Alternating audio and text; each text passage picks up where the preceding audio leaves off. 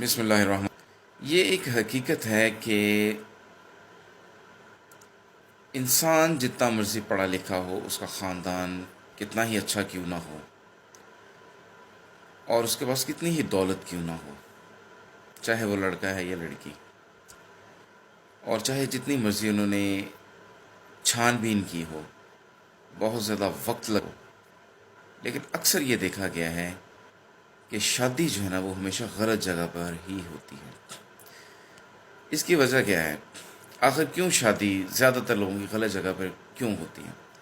اس کی وجہ یہ ہے کہ عام طور پر جو پیرنٹس ہیں انہوں نے کبھی اپنے بچوں کو انڈرسٹینڈ نہیں کیا ہوتا، اور دوسری یہ ہے کہ پیرنٹس جو ہیں، اگر وہ کسی لڑکی کے پیرنٹس ہیں یا لڑکے کے پیرنٹس ہیں، فیملی ہے، وہ اپنے بچے کی جو کوالٹیز ہیں ہمیشہ ایگزیجریٹ کر کے بتاتے ہیں کہ اس کے اندر یہ کوالٹیز بھی ہیں، یہ کوالٹیز بھی ہیں، اور حالانکہ وہ کوالٹیز نہیں ہوتی، انہوں نے مبالغہ آرائی سے کام لیا ہوتا ہے.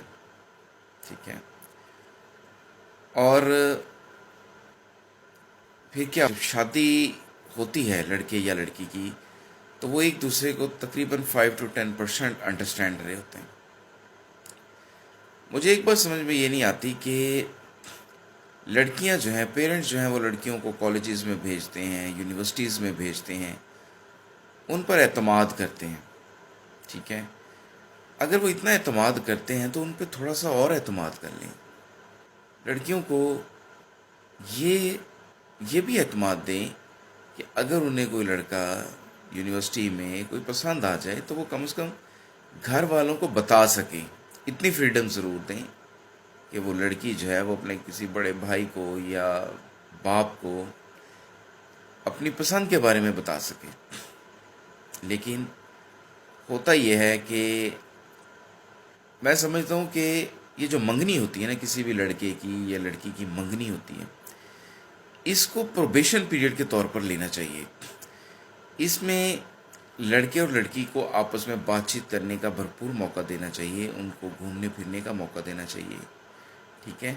چاہے آپ جو ہے وہ نکاح کر دیں لیکن رخصتی نہ کریں.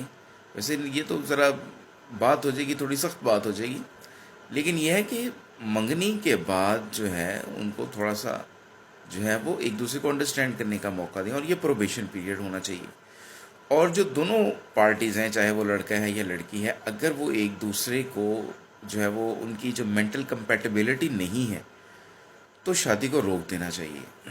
اور اس کو دونوں جو فری کین ہیں ان کو چاہیے کہ اس بات کو ہیپیلی ایکسیپٹ کریں.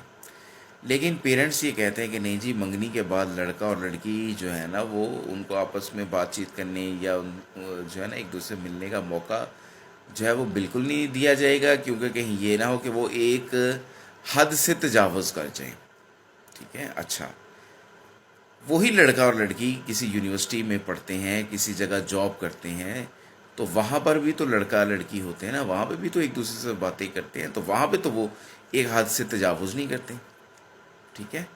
تو یہ میں سمجھتا ہوں کہ یہ پیرنٹس کو چاہیے تھوڑا سا اعتماد دے اپنے بچوں کو. ٹھیک ہے. اور لیکن اس کے برخلاف جو لو میرج ہے، جب کوئی لڑکا یا لڑکی لو میرج کر لیتے ہیں تو پیرنٹس جو ہیں، رشتہ دار، تانے اور ساتھ نہیں دیتے، ساتھ چھوڑ دیتے ہیں، دھمکیاں دیتے ہیں کہ جی آپ ہماری طرف سے مر گئے ہو یا مر گئی ہو. ٹھیک ہے. تو نتیجتاً کیا ہوتا ہے کہ وہ جو لو میرج ہوتی ہے وہ فلاپ ہو جاتی ہے، اور پھر کہا یہ جاتا ہے دیکھا ہم سے اگر پوچھ کر کیا ہوتا تو تمہارے ساتھ یہ نہ ہوتا. میں کہتا ہوں کہ اگر پیرنٹس نے ساتھ دیا ہوتا، لڑکا اور لڑکی کے ساتھ کوپریٹ کیا ہوتا اور ان کا ساتھ دیا ہوتا اور ان کو گائیڈ کیا ہوتا، تو لو میرج بھی کامیاب ہو سکتی ہے.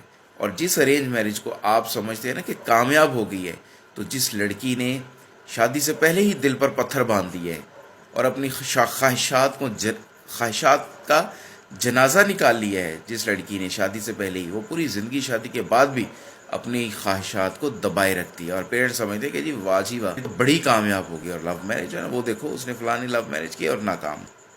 حالانکہ لو میرج بھی کامیاب ہو سکتی تھی اگر ان کے